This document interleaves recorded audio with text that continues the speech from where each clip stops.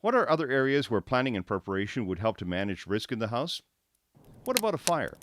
Are you prepared? Do you have a plan? Fire is fast.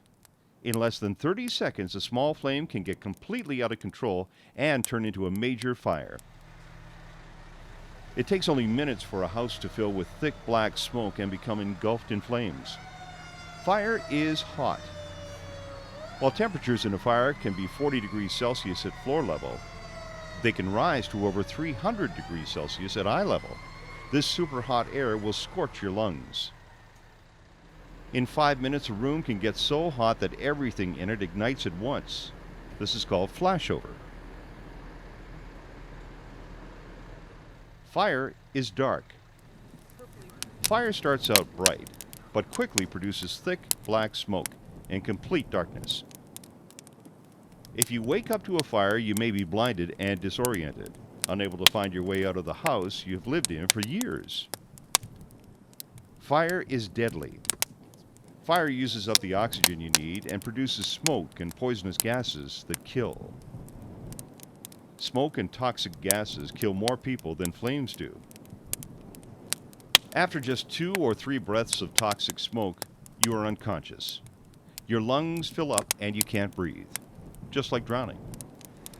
It's obvious that in the event of a fire, every second counts. So what should every home have in place to manage fire risk? First, fire extinguishers. A fire extinguisher is a device used to put out small fires in their early stages.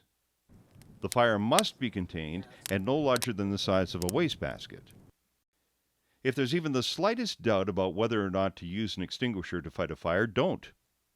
Instead, get out and call the fire department. There should be a fire extinguisher on each level of the house.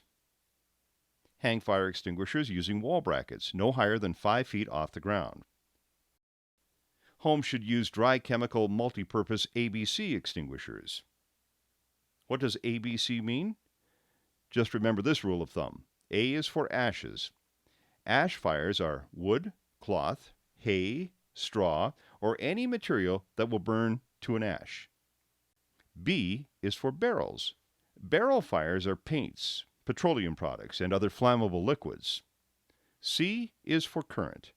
Current fires are motors, engines, electrical, etc. Dry chemical fire extinguishers are a common choice for home use. They discharge for approximately 2 seconds for each pound of dry chemical in the extinguisher. So a 10-pound extinguisher can be expected to discharge for about 20 seconds. Every so often, a dry chemical extinguisher should be turned upside down and the bottom tapped to loosen the powders stored in them. Everyone in the house over the age of 12 should be trained in the use of the extinguisher. So a fire starts. It's quite small and you feel you can put it out using your ABC fire extinguisher. How do you actually do it? First, pull the pin at the top of the extinguisher that keeps the handle from being accidentally pressed. Second, aim the nozzle towards the base of the fire, not directly into the flame. Aim away from yourself and from others, upwind if possible. Third, squeeze the handle to discharge the extinguishing agent. If you release the handle, the discharge will stop. Fourth, sweep the nozzle from side to side while carefully moving toward the fire. Never turn your back on the fire, even if it looks like it's out. Wait to make sure.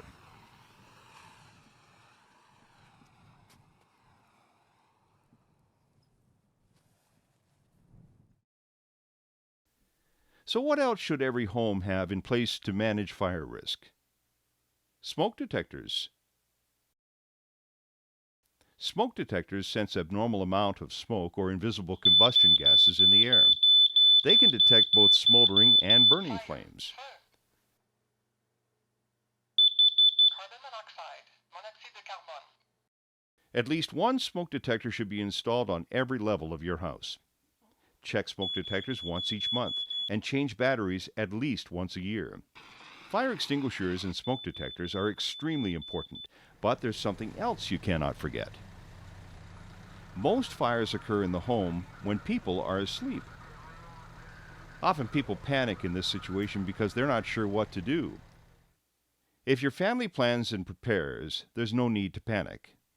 First, make a fire escape plan. Begin by drawing up the floor plan of your home showing the inside walls, rooms, doors, and windows. Plan 2 ways out of every room so that if the first way is blocked by smoke or fire, you can use the second.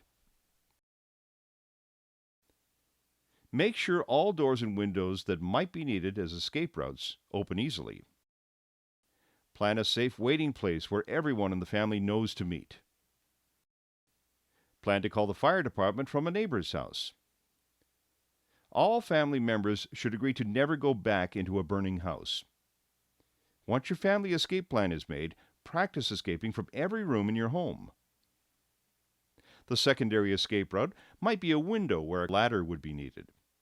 Needed ladders should be permanently mounted and ready for use.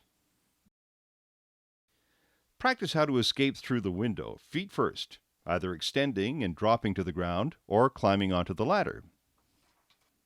Ideally, fire escape plans should be practiced once each month to keep them fresh in everyone's mind. Make sure they happen at least twice a year.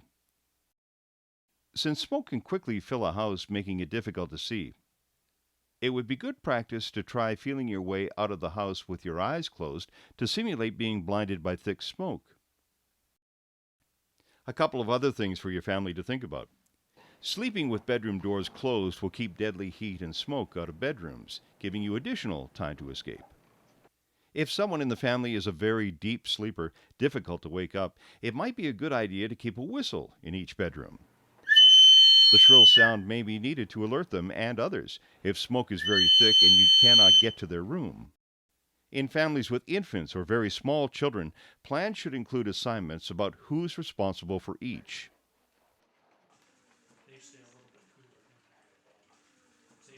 Small children should be included in family fire preparations. They should be taught not to hide from firefighters. Practicing the safest way to leave a burning structure is also important. Stay low. If you're in bed, roll right onto the floor. Do not stand up. While temperatures in a fire can be 40 degrees Celsius at floor level, they can rise to over 300 degrees Celsius at eye level. This super hot air will scorch your lungs.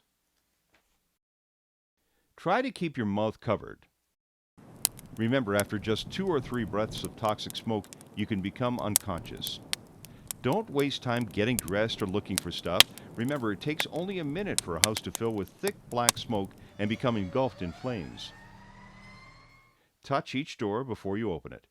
Use the back of your hand to feel the doorknob and the crack between the door and the door frame.